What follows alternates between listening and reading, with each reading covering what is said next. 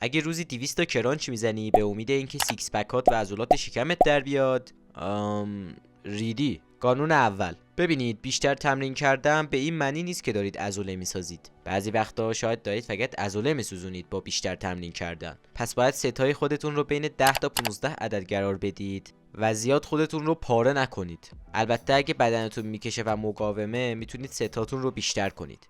قانون دوم: برای رشد عضلات شکم اون رو 2 بار در هفته تمرین بدید کافیه و اینطوری رشد بیشتری میکنه.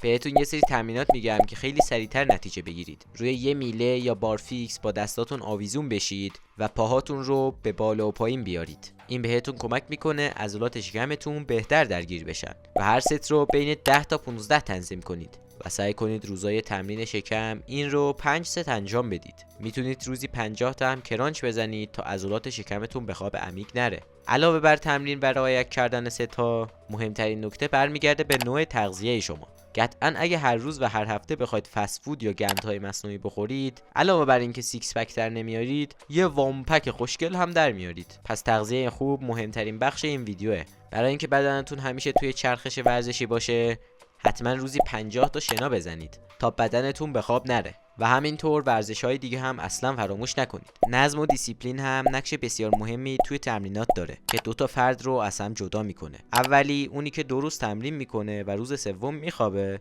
دومی اونی که هر روز تمرین میکنه و به برنامهش پایبنده. پس دیسیپلین و نظم هم از یادتون نره. لایک شدت نره خوشگلم.